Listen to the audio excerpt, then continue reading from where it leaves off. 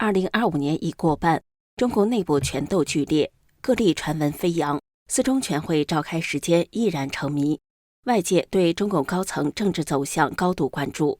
近日又传出，习近平将办退政治局常委扩容至9人，显示中共高层正处于一场复杂的权力重组期。中共正在政权稳定与派系利益交织中寻找平衡方案。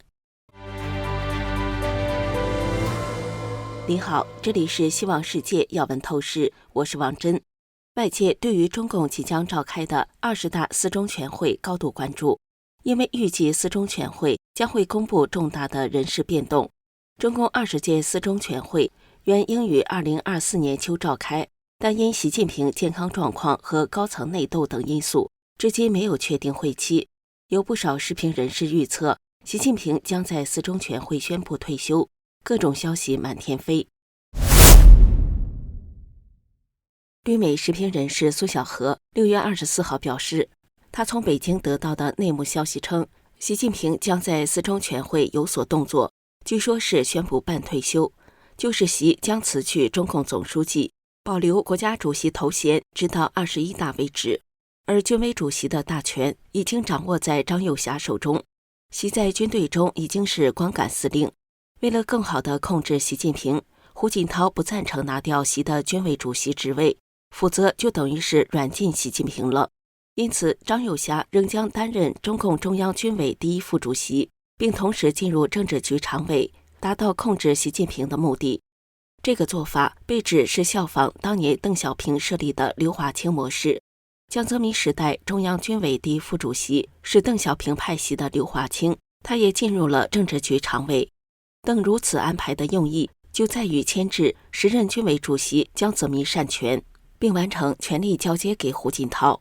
北京消息还称，政治局常委在四中全会将从7人扩容成9人。陈吉宁因投靠了胡锦涛，可能当总理；李强将任人大委员长，蔡奇做政协主席，王沪宁走人。政治局常委将从7个人变成9个人，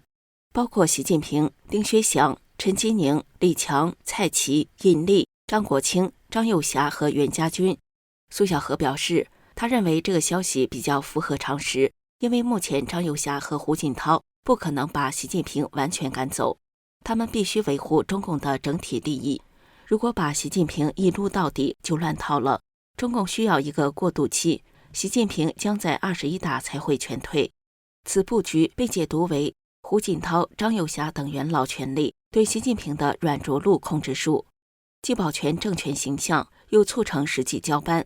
实质上，这样的决策也源于中共内部压力与外部形势叠加，在经济困局、外交受挫、政权危机多重背景下的暂时权衡结果。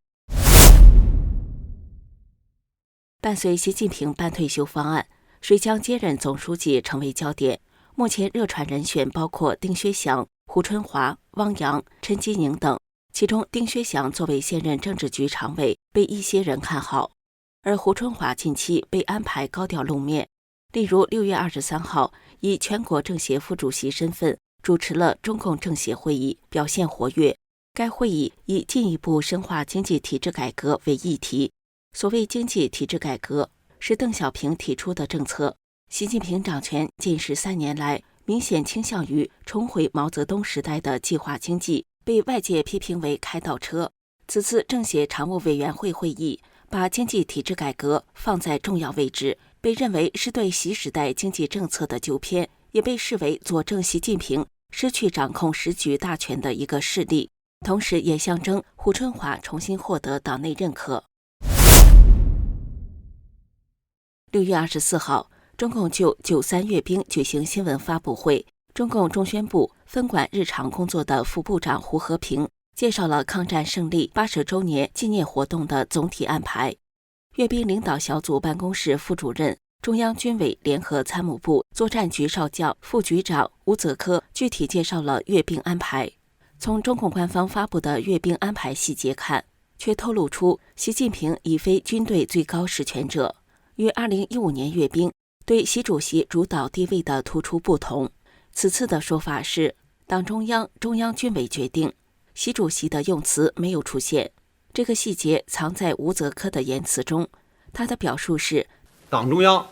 中央军委决定，今年9月3日，在首都天安门举行盛大阅兵式。在习掌握大权时，尤其他在中共19大走上一尊之路后，党中央、中央军委决定中没有习主席是不可想象的。而吴泽科可以如此表述，其实就是在告诉外界，习近平已经丧失了决策权，是被安排检阅部队的。毕竟虽无军队实权，但却顶着军委主席的头衔。尽管吴泽科在介绍的最后提到了在党中央、中央军委和习主席坚强领导下，但是要知道，习可以领导，但与没有决策权并不矛盾。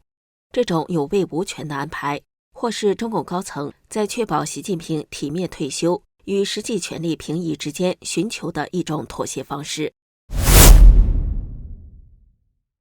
当然，最引发外界关注的是中共官宣，中共中央总书记、国家主席、中央军委主席习近平将出席抗战胜利纪念大会，并发表重要讲话。对此，有些人可能会说，海外关于习丧失权力的传言让人有些怀疑。如果习近平已经失权，他为什么还能高调露面呢？对此，旅澳时评人李元华说：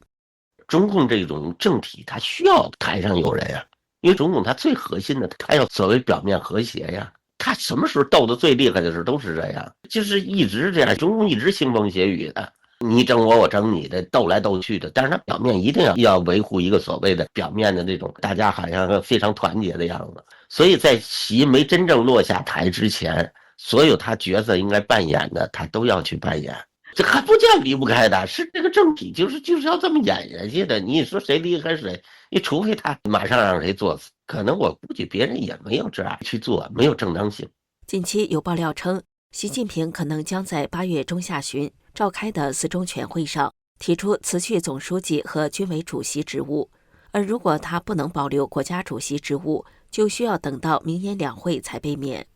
不过，从中共公布的抗战纪念活动安排看，至少到9月初的活动期间，习的党政军头衔仍然全在。而此前，普京在会见中共副总理丁薛祥时也确认，自己将在天津上合峰会和北京与习近平见面。这表明中共对外仍维持习主导的外交形象，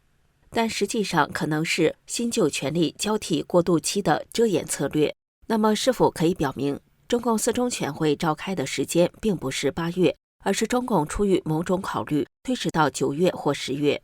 正因如此，外界普遍认为，中共或将在阅兵后择机召开4中全会，届时将正式对外公布人事调整和领导架构变化。4中全会延迟的背后，实则是一场围绕中共最高权力交接的复杂博弈。未来几个月，观察中共如何处理4中全会高层权力移交与内政外交，将是决定中国未来走向的关键时刻。这里是希望世界要闻透视，感谢您的陪伴与思考。请订阅、分享并打开小铃铛，一起在动荡中坚守真相，在黑暗中点燃希望。